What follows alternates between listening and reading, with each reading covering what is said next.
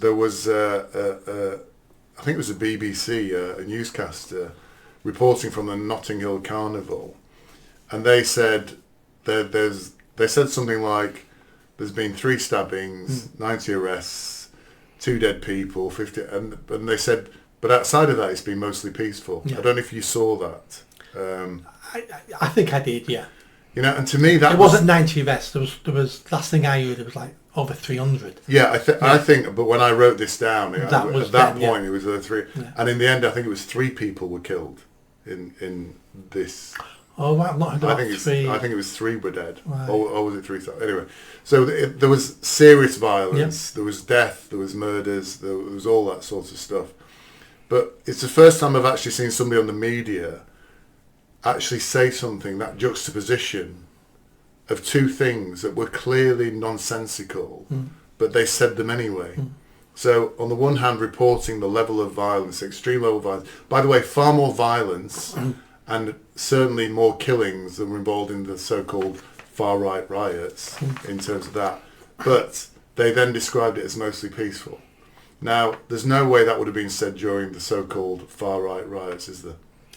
There isn't, but we need to put this into context. So the arguments for Notting Hill Carnival will say, but Lindsay, 1 million people attended. So those amount of arrests for 1 million people, hardly any. It's basically 0. So that would be their argument there. Yeah. What would you say to that? Well, I think what I'd say to that is, well, why is it happening at all?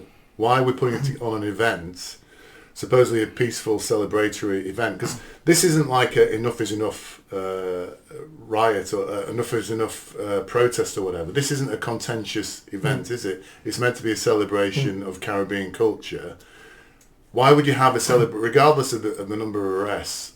There were 2 deaths there.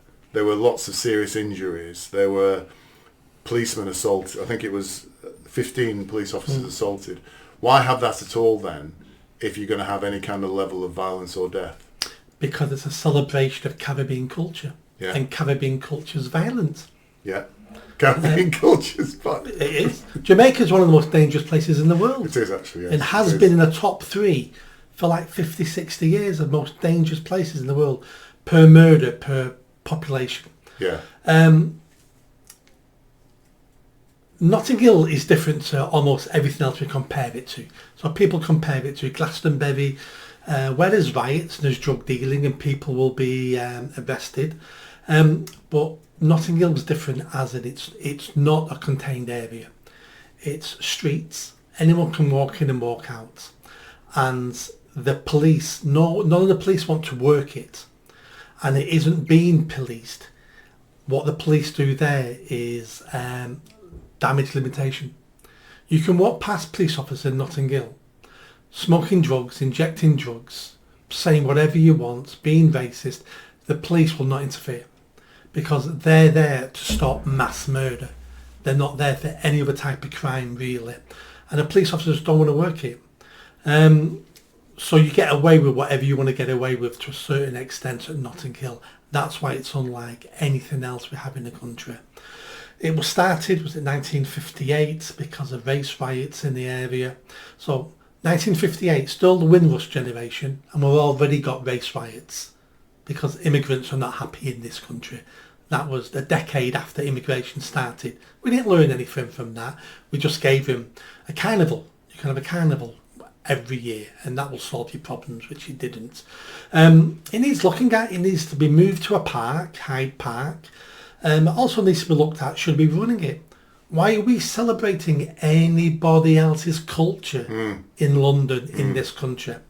If you want to organise it for St George's Day, and we can have, a part Caribbean festival in there, but we need to get away from celebrating other people's cultures because it's divisive. We've got something similar in Manchester on a much smaller scale, the Moss Side Carnival. Police officers don't want to work that either. I've worked on that when I worked for the council. Nobody wants to work it. During the day it's fine. Families, kids enjoying themselves. Once evening comes, gangsters come out, you've got known drug dealers, you've got people walking around who are known to carry firearms. The police don't want to get out of their vans. The police will let you do whatever you want to do to a certain extent. Don't want to arrest you in case it causes problems. Moss Side Carnival one year didn't even have an alcohol licence and sold alcohol all weekend.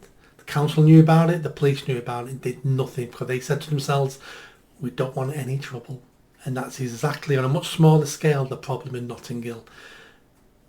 Everyone is afraid to tackle it because you're going to be called racist, it will lead to violence, and then you'll be blamed for that violence. So just let it be.